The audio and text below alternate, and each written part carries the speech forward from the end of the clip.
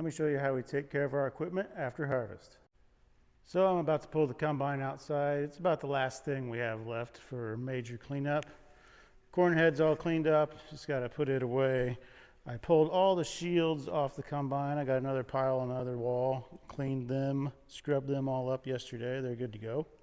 First thing, take the air compressor all over this thing. Blow out all the dirt and stuff that I can, because once you get this stuff wet, it's just harder to move around. Open it up. Once I get out there, I did do some blowing on this when I was cleaning off the corn head, so that would have been all full of dust there. I blew out all these pulleys and stuff, so I've got some done. Hopefully it won't take me too long to get all through here, then get to the washing part. We had a really dry fall, which is nice, which means a lot of the dirt and stuff that's still hanging on there, it didn't get wet out in the field. And even some of the rain days we did have, we were here and brought it back to the shop. So combine didn't get really wet, so there's not a lot of stuff sticking on there. Should be able to blow a lot of it off and then rinse it down, and then soap and a brush.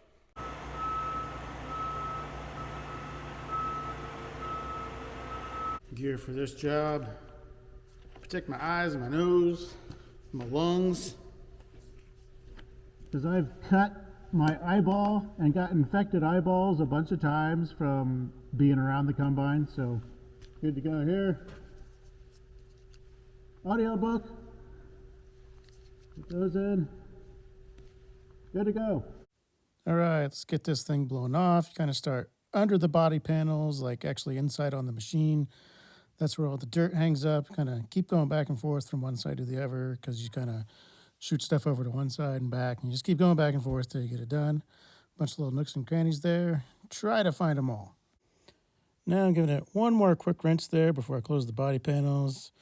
Kind of get all the big stuff off with just water. Go through there, get that. Go put the foam gun on, foam it down, and give it a scrub once over. Of course, just doing this side, got to go all the way around the combine, do all of it.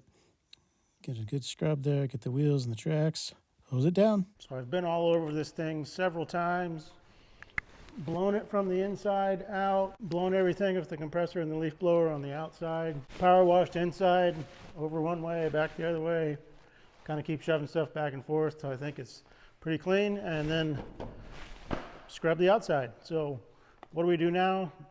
Basically do a round of maintenance on it before we put it away, and that involves a bunch of greasing for the main part.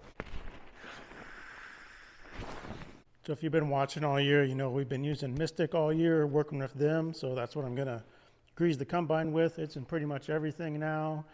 It's in most of our engines. Not the combine yet. It is due for an oil change, but before I change the oil, we'll see if we trade it off for another machine or not. This is the third machine we've had in 3 years, so I guess we'll run the numbers and see before we do that. So there's the normal stuff I hit every 50 hours during the season, so that's on here. You got a couple here. You got one for the fan. You do some back here on the rear wheels, on those drives back there. And there's a few different things that we have to get. You can see there's a pulley here at 400. I like to go through those at the end of the season, especially after we wash and get water and stuff. So the 50-hour service is the most frequent. Did that 4 times during the season. We got about 220 hours on this right now that we've put on it this fall. So I'm only 20 hours into the next 50-hour service, and there's a couple extra 200-hour things. But since I've been over this with the pressure washer and washed it, I will do the 50 and the 200 again. Maybe not give it as many pumps as I do at that time. And then there's some 400-hour stuff. So for us, that's kind of an annual thing. Just make sure it's done. Like to have it done. I'll tell you about a combine that sat one time. So right here, this 400-hour service. That's kind of a remote fill right here. You can't see the bearing. We can see it on the other side though. It's got one on each side. So just like this, but on the other side, your discharge beater bearing. It's got a little more dirt up here. So even though that's a 400-hour service on that, and we're just over halfway there, I'm going to give them a couple shots anyway.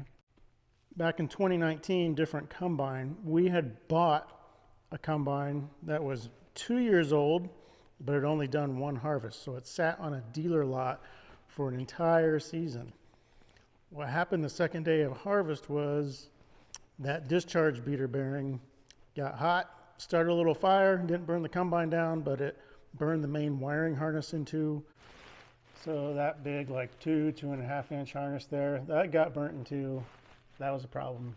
Combine was down for 3 weeks. My theory was that combine sat on the lot for the year in the rain and whatnot, and that 400-hour bearing probably just got a little bit rusty, and after several hours of harvest, it just started to fall apart and make some heat. There's some dust that happens to collect right in that area.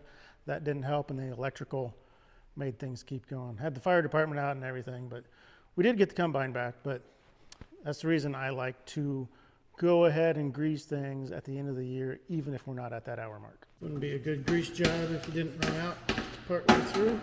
Get a new tube going here. Good to go. Tell you what, one advantage of a track combine versus one with duals is there's a lot more space right here to get to this kind of stuff. That's for sure. Otherwise, the dual would be about right where I'm standing, and you really gotta squeeze to get back in here. Push some of that old stuff out. There comes some cleaner stuff. Don't forget the chains. Sometimes you find more work as you're cleaning and doing maintenance, which I did here. So on this feed accelerator pulley, there's a block for the bearing back there. Looks like the Zerk is sheared off. And don't know if you can really get to that. Yeah, I don't think you can get to that without taking the pulley off to fix it. So that was the right side of the machine. This is the left, so there's no pulley. The bearing just supports it over here, and here's a speed sensor, you know, if you slug it. So yeah, there's a Zerk right there, same setup. So definitely should be one right there. I have to fix that. So that's kind of an abbreviated version of what it takes to put the combine to bed for the year. So we've blown off everything we can with the leaf blower and the air compressor. Kind of washed it inside with all the body panels open, washed the outside, been over that, and crawled over it, doing a bunch of greasing. Found a thing or two to fix. Found some more dirt I might blow or wash out as well. I need to back it outside because I can't open the grain tank covers here in the shop. Back outside, there's a couple more things to grease once I get opened up and can crawl in from the top. There's a pulley you need to turn to get to a grease Zerk. There's one Zerk that's inside the groove of a pulley, so it's got to be turned just right. So need to do that and have a second set of eyes for that. But do that, kind of detail the inside of the cab, and it should be ready to go. Fix that busted Zerk probably, and oil change, maybe, maybe not. If we trade, we'll let the dealer do that. If not, I'll probably go ahead and do it. It actually needs to be topped off right now. But essentially, that's how we like to do every piece of equipment. Have it ready to go, put into hibernation for the off season, but can be pulled out at any time, ready to go to the field. So that's what we're looking for. Clean and maintained. Anything replaced that needs replaced, ready to roll.